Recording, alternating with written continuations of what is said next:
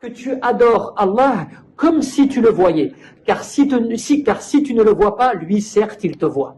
Donc cela veut dire que ça t'amène au fait de penser, de te rappeler que tu es sous le regard d'Allah Azza wa Jal, le fait de te rappeler constamment le fait que tu es sous la surveillance d'Allah subhanahu wa ta'ala et que Allah ne te quitte jamais quand on fait de ce que tu fais, eh bien normalement ça doit t'apaiser aussi. Autant ça doit te mettre en garde quant au fait de ton mauvais comportement, de tes péchés, des choses comme cela, mais autant ça doit te rassurer et tu dois te dire mais ce bas monde finalement, eh bien alhamdoulilah, je peux normalement le passer, je peux le supporter, puisque Allah subhanahu wa ta'ala ne me quitte pas du regard.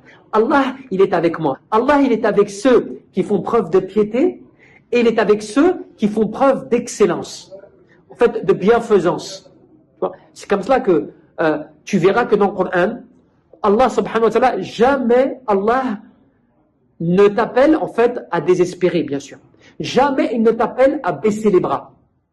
Jamais il ne t'appelle à te dire, à être négatif, pessimiste. Au contraire, hâtez-vous à un pardon de votre Seigneur et à un paradis aussi vaste que les cieux et la terre, qui a été préparé pour ceux qui croient en Allah et en son prophète. Voilà le bienfait d'Allah et il l'accorde à qui il veut de sa grâce. Quand tu réfléchis à cela, tu te rends compte qu'Allah subhanahu wa ta'ala, il te motive. Il t'appelle à ce que toi tu te secoues pour aller vers le pardon d'Allah, pour aller à la recherche des jardins du paradis. Comme tu as un autre verset similaire, concourez au pardon de votre Seigneur et à un jardin aussi vaste que les cieux et la terre, qui a été préparé pour les pieux.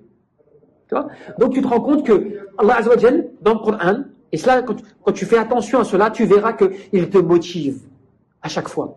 Il t'encourage à chaque fois.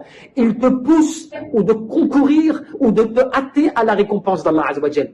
Donc qu'attends-tu pour te hâter et concourir au pardon de ton Seigneur?